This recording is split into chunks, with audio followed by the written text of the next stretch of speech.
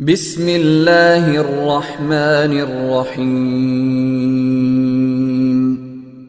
السلام علیکم ورحمۃ اللہ وبرکاتہ۔ الحمد للہ حمدا کثیرا طیبا مبارکا فیہ، والصلاة والسلام علی سید المرسلین محمد وآلہ وصحبہ اجمعین، اما بعد۔ حاضرین و ناظرین، یہ درس قرآن نمبر 593 ہے اور آج سورۃ الانعام کی صرف ایک آیت کی تلاوت و تشریح کی جائے گی، آیت نمبر 108۔ اعوذ باللہ من الشیطان الرجیم، بسم اللہ الرحمن الرحیم۔ وَلَا تَسُبُّوا الَّذِينَ يَدْعُونَ مِن دُونِ اللَّهِ فَيَسُبُّوا اللَّهَ عَدْوًا بِغَيْرِ عِلْمٍ كَذَلِكَ زَيَّنَّا لِكُلِّ أُمَّةٍ عَمَلَهُمْ ثُمَّ إِلَى رَبِّهِمْ مَرْجِعُهُمْ فَيُنَبِّئُهُم بِمَا كَانُوا يَعْمَلُونَ۔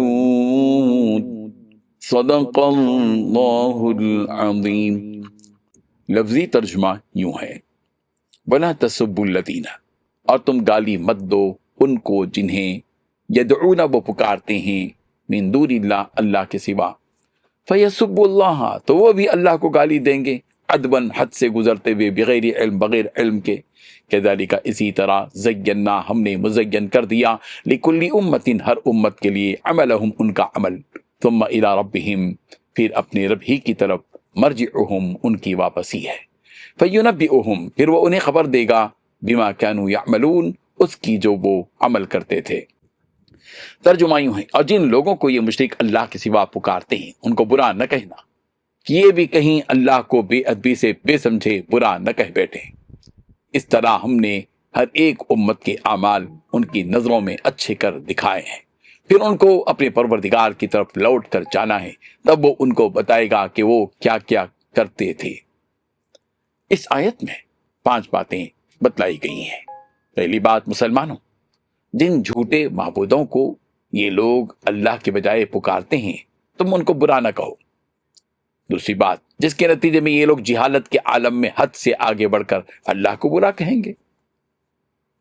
تیسری بات، اس دنیا میں تو ہم نے اسی طرح ہر گروہ کے عمل کو اس کی نظر میں خوشنما بنا رکھا ہے۔ چوتھی بات، پھر ان سب کو اپنے پروردگار ہی کے پاس لوٹنا ہے۔ پانچویں بات، اس وقت وہ انہیں بتائے گا کہ وہ کیا کچھ کیا کرتے تھے۔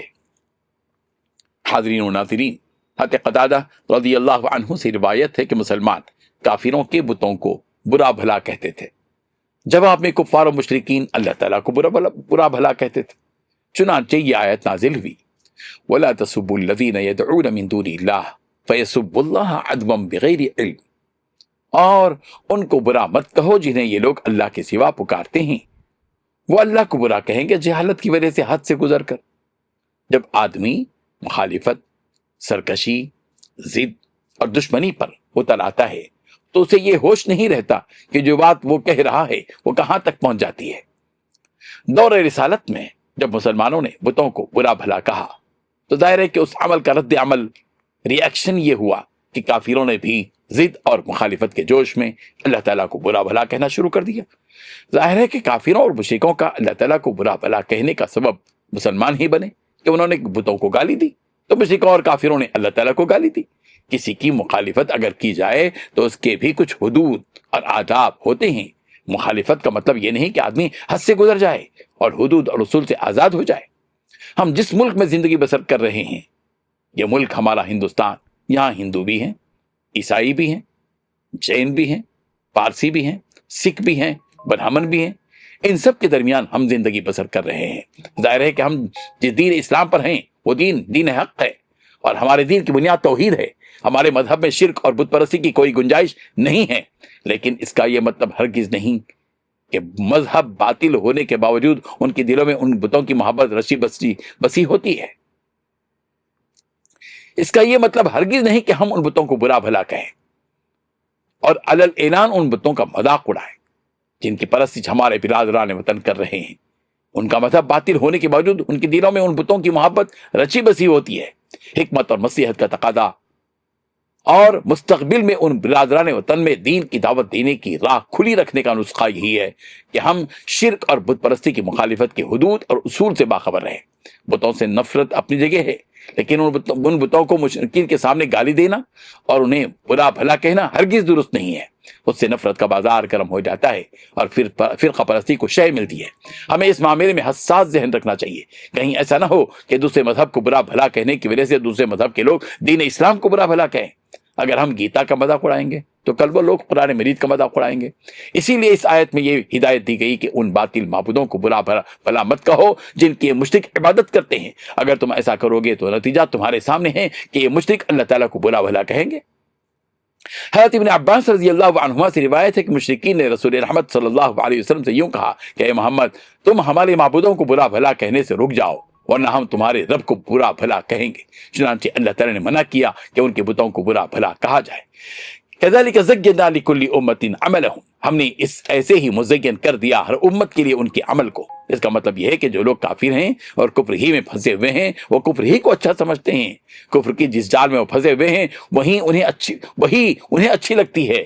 وہ اس جال سے باہر آنے کی کوشش ہی نہیں کرتے، انہیں کفر و شرک ہی میں زندگی گزارنا اچھا لگتا ہے۔ ہر امت کو اس کا برا عمل جو کفر اور گمراہی پر مبنی ہے اچھا لگتا ہے۔ یعنی یہ اللہ تعالیٰ کی عادت ہے اور دستور ہے کہ ہر ایک کو اپنے عمل اور اپنی عادتیں اچھی لگتی ہیں۔ اللہ تعالیٰ انہیں اس حالت پہ چھوڑ دیتا ہے۔ یہ اچھا لگنا کسی کی زبردستی کی وجہ سے نہیں ہوتا بلکہ اپنے اختیار سے ہوتا ہے۔ آج جو کفر و شرک اور بت پرستی انہیں خوشنما معلوم ہو رہی ہے، نتیجہ اور انجام کے اعتبار سے بہت بری ہے، اس لیے کہ ان سب کو ہمارے ہی پاس لوٹ کر آنا ہے، اور جب وہ آئیں گے تو ہم انہیں ان کے کفر و شرک کی سزا دیں گے۔